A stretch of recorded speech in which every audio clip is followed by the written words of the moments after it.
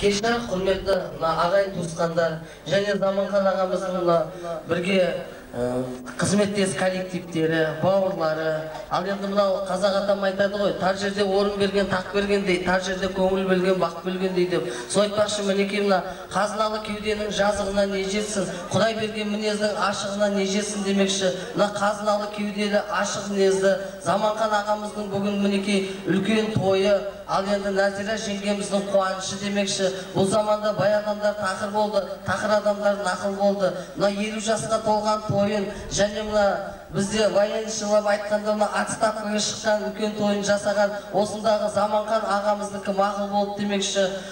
Құрметті мына ағайын туысқандар, қазақ атам айтады ғой, әкелер алдымыздағы асқар тауымыз, тәрбие беретін ақылшымыз, қажет болса сая беретін орманымыз, қауіп қатерден сақтар қорғанымыз, әкелердің рухы мықтылығында болаттай берік, құрыштай қайсар, өз перзентіне көрсетер өнегесі мол болады. Әке ер, ана жігер, бір үйде кемеңгер, отбасына қалап бала өседі, қарағайға қарап тал өседі, баланы баулау басынан, еңбекке үйрету жасынан демекші мінекей, ешкімде сірә перзентсіз нұр шашпаған, басталады тек солай тұрмыстағы ән, жастығымның куәсі секілденіп, бар қызықтың бастауы тұңғыш балаң.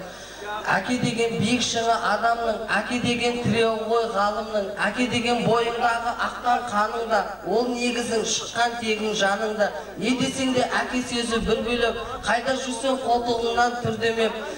Сол айтпақшы мінекей, қандай қымбат сөз еді әке деген, әке емес пе өсіріп мәпелеген. Әкесі бар адамдар болады ерке, аспандағы айғыдамаған әпер демекші мінекей мына екі ұл, екі қыз өсіріп отқан осындай мінекей Заманхандай ағамызға бір жақсы қол соғып қойларыңызды өтінеміз құрметті ағайын.